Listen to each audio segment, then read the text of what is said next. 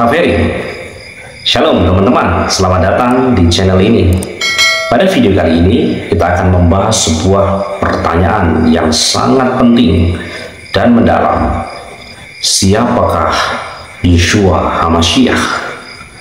Banyak dari kita mungkin pernah mendengar nama ini, tetapi apakah kita benar-benar memahami makna di balik Yeshua HaMashiach?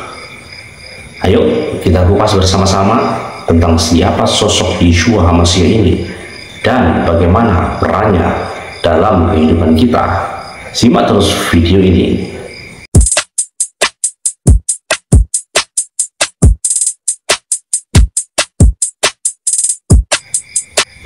Yeshua adalah Elohim dalam rupa manusia. Elohim adalah kata sebutan dalam bahasa Ibrani yang mempunyai arti kata sesembahan atau yang disembah. Elohim dalam bahasa Arab dan Indonesianya yaitu ilah. Dalam bahasa Yunani yaitu Theos. Dalam bahasa Latin yaitu Deo. Dalam bahasa Spanyol yaitu Dios. Dalam bahasa Prancis yaitu Dieu. Dalam bahasa Sanskerta yaitu Dewata. Dan dalam bahasa Tapanuli yaitu Debata. Dalam bahasa Jerman yaitu God, dalam bahasa Jawa yaitu Gusti, dalam bahasa Inggris yaitu God, dalam bahasa Maluku yaitu Tete Manis, dan dalam bahasa Serbia yaitu Pop, dan sebagainya. Elohim yang disembah oleh orang Yahudi dan Nasrani adalah Elohim yang Esa atau yang Echad. Dengarkanlah hai Israel, Yahweh itu Elohim kita, Yahweh itu Echad. Keluaran 6 ayat 4 dan Markus 12 ayat 29. Predikat Echad ini jarang terungkap dalam kehidupan orang Kristen. Istilah Tritunggal lebih sering disebut-sebut oleh orang Kristen. Predikat Echad ada tertulis di dalam kitab suci, sedangkan predikat Tritunggal tidak terdapat di dalam kitab suci. Kenyataan menunjukkan bahwa istilah Tritunggal telah sering menjadi batu sandungan di dalam pemberitaan Injil. Karena dari pihak Muslim ada tuduhan bahwa orang Kristen itu menyembah Tuhan yang tiga atau tiga pribadi. Sedangkan pihak Kristen dalam menjelaskan Tritunggal selalu berputar-putar, tidak jelas, tidak tegas, dan tidak tuntas. Menurut sejarah, istilah Tritunggal ini berasal dari hasil penyimpulan Konsili Nicea pada tahun 325. Jadi, ajaran Tritunggal itu ajaran dari manusia. Marilah kita kembali sepenuhnya kepada ajaran Elohim yang tertulis di dalam kitab suci yang kita sembah, sesembahan kita, Elohim kita, Sang Pencipta, Bapa kita di Samayim yang telah menyatakan namanya yang kudus, yaitu Yahweh, yang berfirman melalui anaknya atau putranya yang bernama Firman Elohim, Wahyu 19 ayat 13, yaitu Yeshua HaMashiach, dan yang memimpin, memelihara, mengajar melalui rohnya yaitu Roh Kudus, Yohanes 14 ayat 14, 16, 26. Kita dibimbing oleh Roh Kudus di dalam Roma 8 ayat 14, dapat berdoa kepada Bapa di Samayim di dalam nama Yeshua HaMashiach, Matius 6 ayat 9 dan Yohanes 14 ayat 14. Beberapa hamba Tuhan memang mengungkapkan dan mengajarkan bahwa Yeshua dan Roh Kudus itu adalah oknum atau pribadi. Namun, kita melihat kitab suci, firman Elohim tidak mengungkapkan seperti itu, melainkan menyebutkan bahwa Yeshua HaMashiach adalah kuasa Bapa di Samayim, 1 Korintus 1 ayat 24, dan Roh Kudus juga adalah kuasa Bapa di Samayim, 1 Tesalonika 1 ayat 5. Jadi Elohim atau sesembahan yang kita sembah adalah Elohim yang Echad, yang menyatakan tiga kodrat kuasanya, yaitu mencipta, memelihara, dan berfirman di dalam Kejadian 1 ayat 1-3. Ada dua macam Elohim yang kita kenal. Elohim yang benar yaitu Elohim bangsa Israel yang bernama Yahweh, Ada tertulis Yahweh adalah Elohim yang benar di dalam Yeremia 10 ayat 10. Elohim yang tidak benar yaitu Elohim segala bangsa. Ada tertulis Elohim segala bangsa adalah berhala di dalam 1 Tawarik 16 ayat 26 dan Tehillim atau Mazmur 96 ayat 5. Tiap bangsa mempunyai Elohim atau sesembahannya masing-masing, tetapi semuanya adalah berhala. Theos atau sesembahan bangsa Yunani antara lain bernama Zeus, Aphrodite, Hypnos, dan lain-lain. Deo sesembahan bangsa Romawi antara lain bernama Jupiter, Neptunus, Merkurius, dan lain-lain. Dewata atau sesembahan bangsa India antara lain bernama Brahma, Wisnu, Shiva, dan lain-lain. Ilah atau sesembahan bangsa Arab antara lain bernama Allah atau Allah, Al-Lata, Al-Uzza, dan lain-lain. Dan Elohimnya orang Kristen adalah Elohimnya bangsa Israel, Elohimnya bangsa Yehudi, Elohimnya Abraham, Yitzhak, dan Yakub yang tertulis di dalam Torah dan Injil. Ada tertulis, dengarkanlah hai Israel, Yahweh itu Elohim kita, Yahweh itu Echad di dalam Ulangan 6 ayat 4, Markus 12 ayat 29. Ini jelas sekali. Jadi Elohimnya orang Kristen itu bukan yang bernama Allah atau Allah, bukan yang bernama Zeus, bukan yang bernama Jupiter, bukan yang bernama Brahma, dan seterusnya. Nama-nama yang lain itu tidak boleh kita panggil dan tidak boleh pula kedengaran dari mulut kita. Ada tertulis, nama Elohim lain janganlah kamu panggil, janganlah nama itu kedengaran dari mulutmu. Keluaran 23 ayat 13, yang pastinya untuk disembah. Jelas sekali bahwa orang Kristen tidak boleh memanggil Elohim yang bernama Allah atau Allah. Di dunia ini banyak Elohim atau ilah dengan nama mereka masing-masing.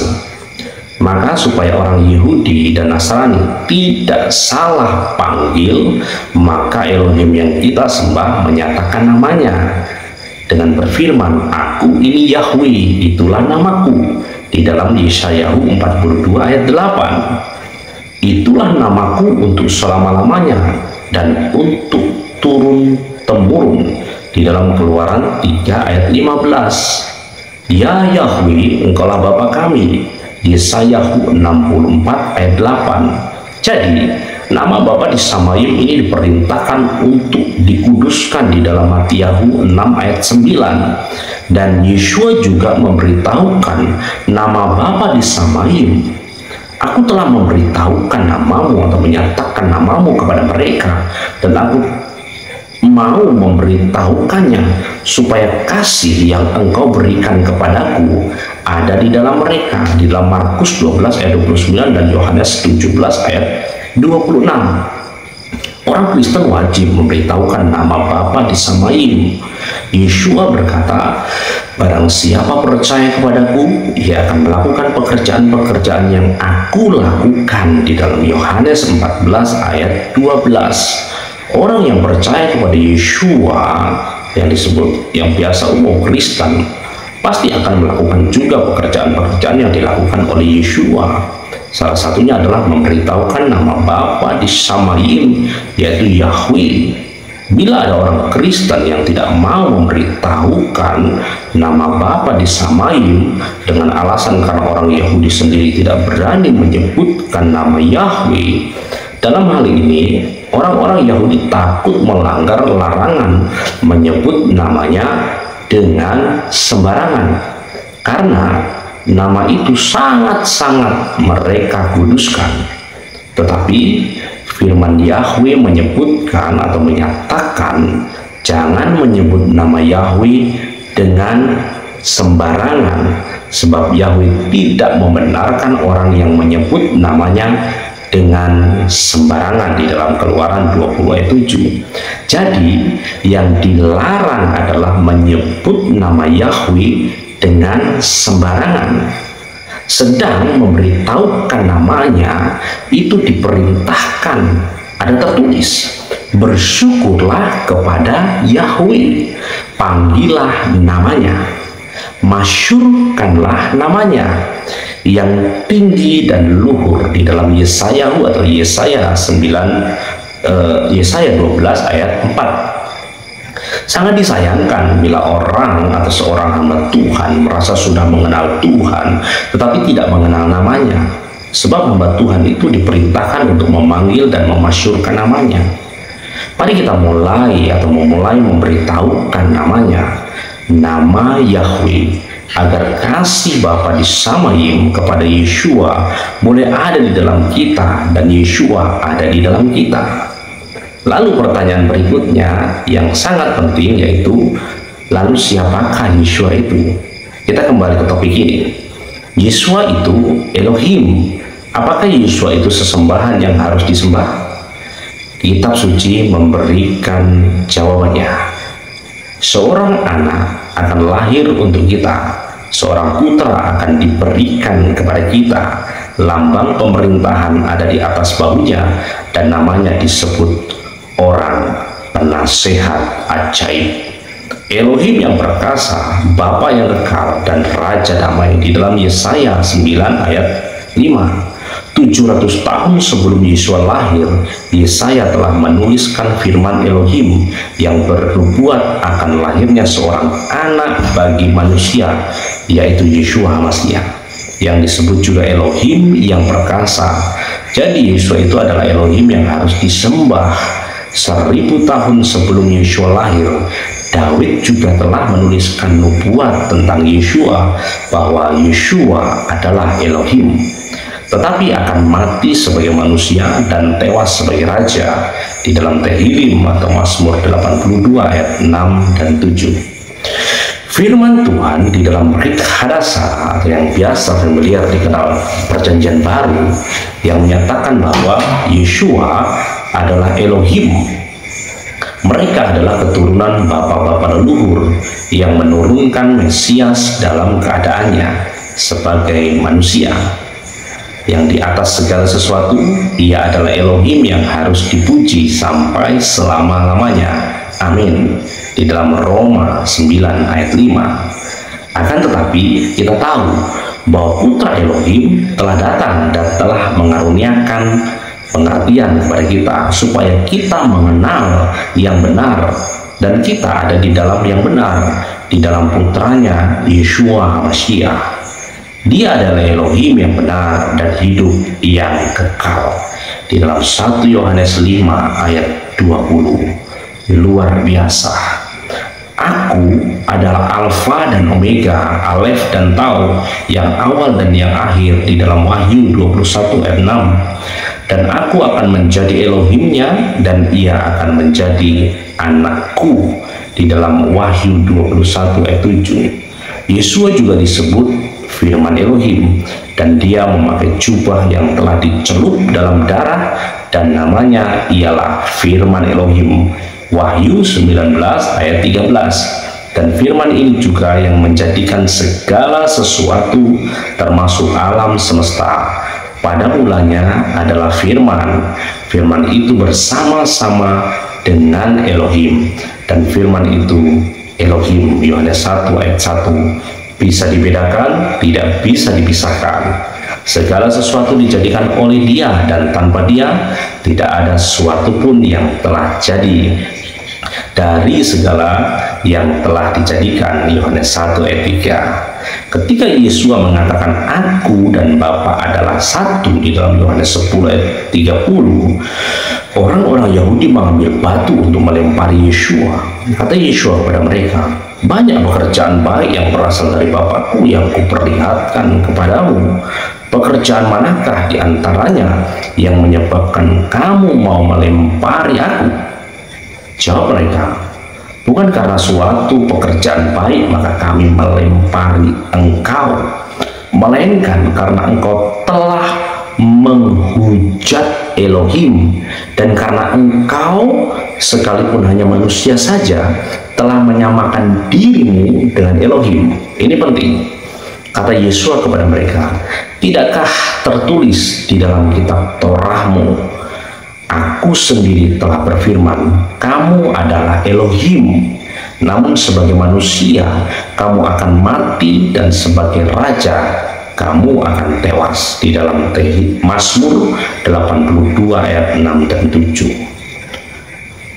Di satu kota, Kaisarea Filipi yang terletak di antara Gunung Hermon dan Laut Galilea, Yeshua menanyakan kepada murid-muridnya pengenalan atas dirinya dengan mengatakan, kata orang, maksudnya orang-orang Galilea, siapakah putra manusia itu? Matius 16 ayat 13. Lalu jawab murid-muridnya, ada yang mengatakan Yohanes Pembaptis, ada pula yang mengatakan Elia, dan ada pula yang mengatakan Yeremia atau salah seorang di antara para nabi. Jadi pengenalan orang-orang di Galilea kepada Yeshua itu hanya sebatas atau sebagai seorang nabi saja, ya, hanya seorang nabi saja. Maka Yeshua menanyakan kepada murid-muridnya yang sudah setiap hari bersama-sama dengan dia, tetapi apa katamu, siapakah aku ini? Yang berani menjawab adalah Simon Kepa dengan mengatakan, engkau adalah Mesias, putra Elohim yang hidup. Atas jawaban Simon, Yeshua berkata kepada Simon, berbahagialah engkau Simon anak Yunus, sebab bukan manusia yang menyatakan itu kepadamu, melainkan Bapakku yang di Syamaim atau di sorga. Di sini Yeshua menyatakan dirinya sebagai Mesias.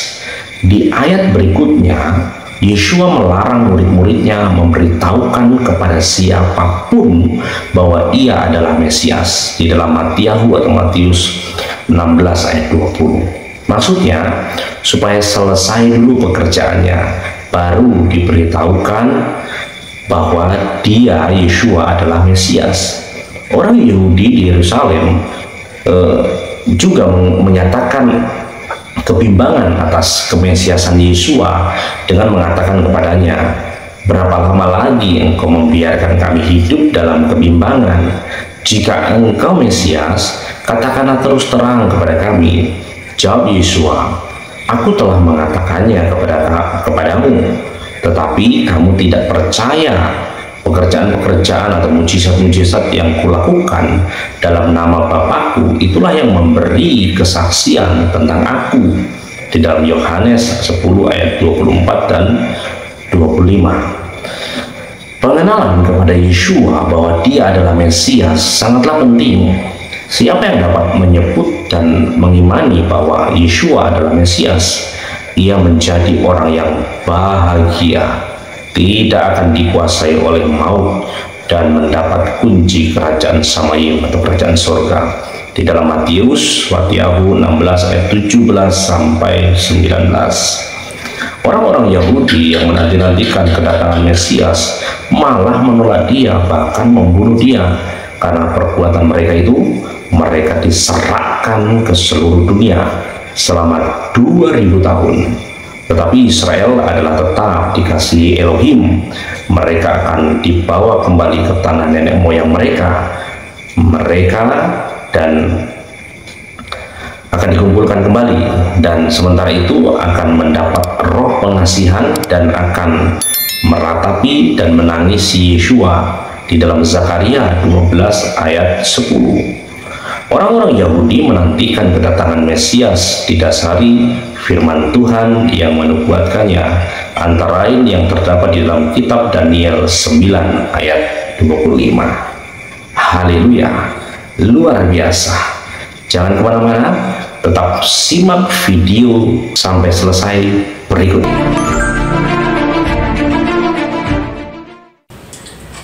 Shalom Bapak Ibu Saudara-saudari yang dikasihi Adonai Yeshua HaMashiach.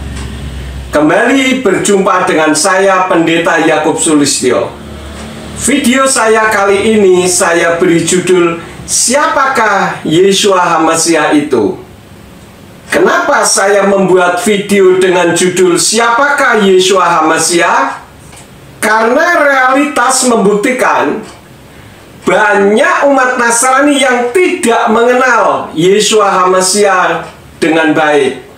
sehingga saat diberi pertanyaan berbau teologis, kebingungan menjawabnya. Benarkah Yeshua HaMasiah itu bukan juru selamat? Benarkah Yeshua HaMasiah itu hanya pelaksana atau hanya eksekutor dari Yahweh Elohim saja? Artinya Yeshua HaMasiah itu beda dengan Yahweh. Ataukah Yeshua HaMasiah itu Yahweh sendiri yang turun ke bumi dalam wujud seperti manusia? Nah, untuk menjawab pertanyaan tersebut, kita harus tahu beberapa ayat berikut ini. Filipi 2 ayat yang ke-8 dalam terjemahan Yayasan Lembaga Alkitab Indonesia ditulis demikian. Dan dalam keadaan sebagai manusia, ia telah merendahkan dirinya dan taat sampai mati, bahkan sampai mati di kayu salib. Dari ayat terjemahan baru Yayasan Lembaga Alkitab Indonesia tersebut tadi mengidentifikasi bahwa Yeshua itu hanya manusia biasa saja seperti kita, seperti saudara dan saya. Tapi mari kita lihat terjemahan dari King James Version. Ternyata jika dibaca berbunyi demikian, and being found in fashion as a man.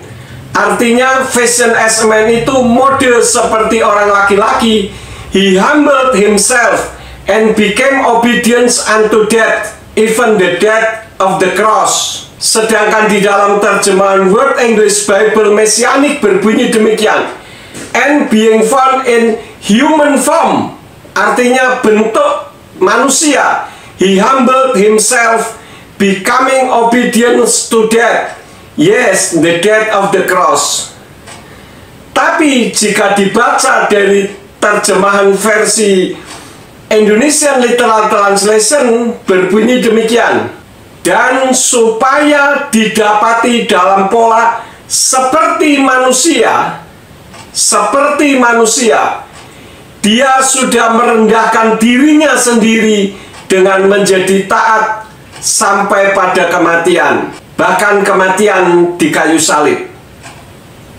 Dan hal itu sesuai dengan kitab Brit Kadasa atau perjanjian baru dalam bahasa Ibrani yang berbunyi demikian, wa akarai asyer nimsa ke Adam.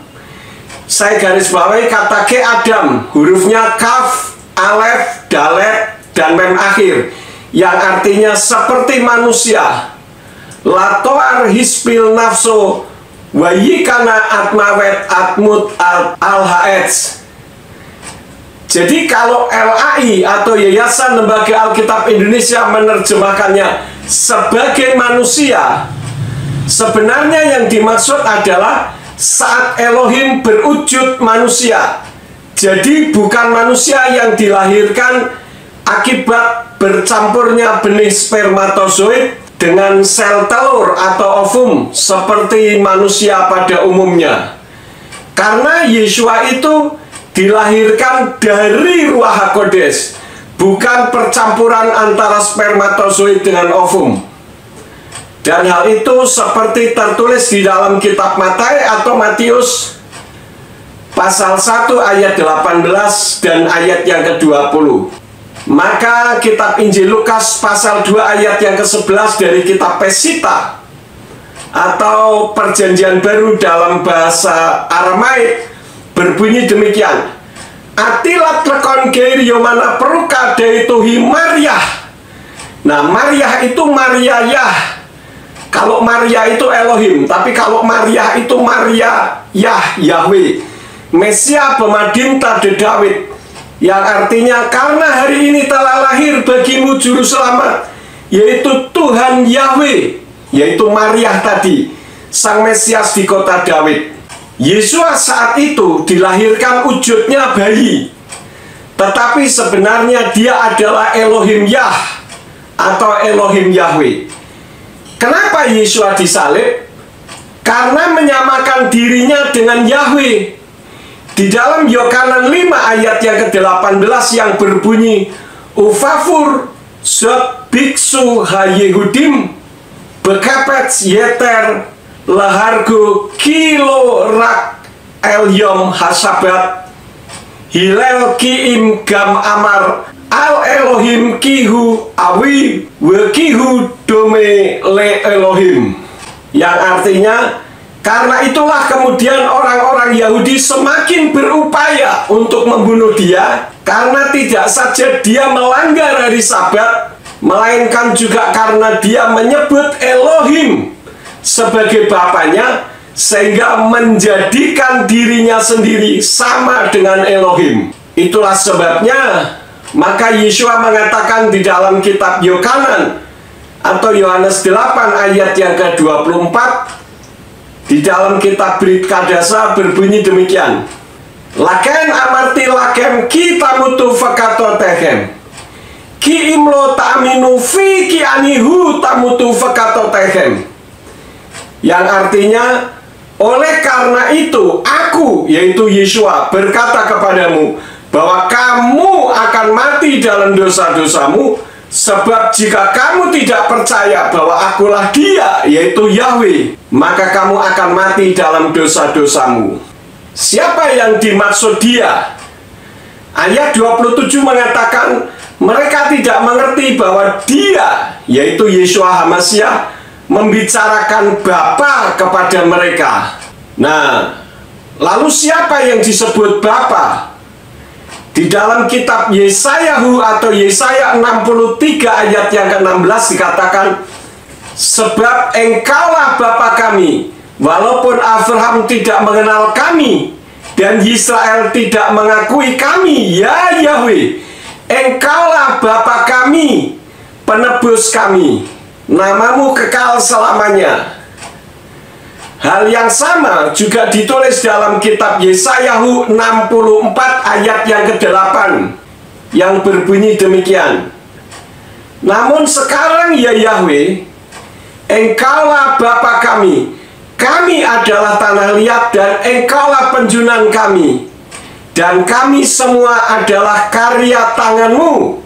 Jadi Yeshua HaMashiach yang selama ini di Indonesia dikenal dengan nama Yesus Kristus, itu bukan Allah, Bapak Ibu Saudara sekalian, melainkan Yahweh, Elohimnya para nabi yang turun ke bumi dalam wujud seperti manusia.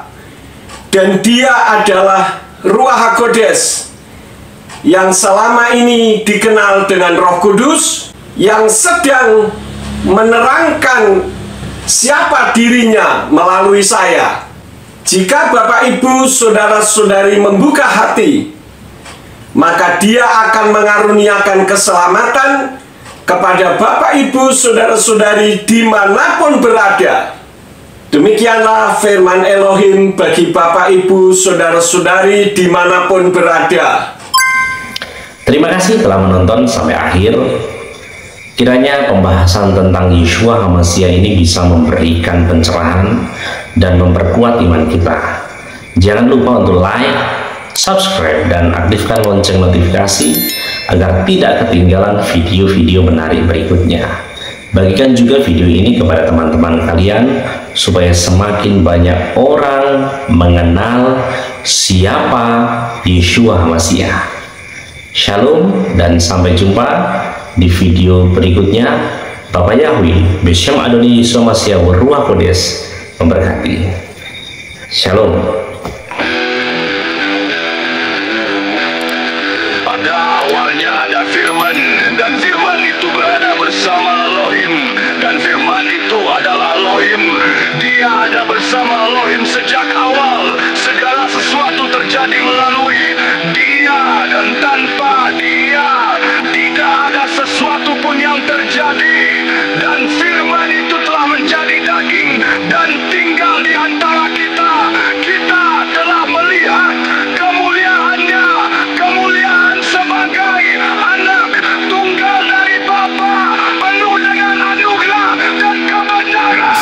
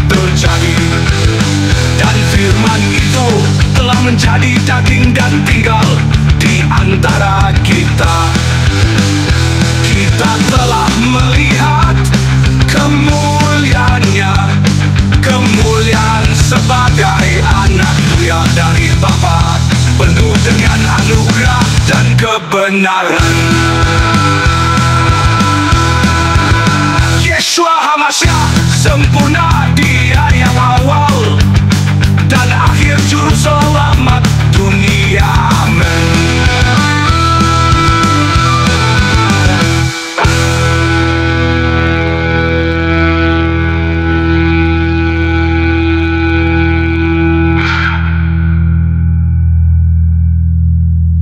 Yeshua HaMashiach sempurna, Dia yang awal dan akhir juru selamat dunia. Amin.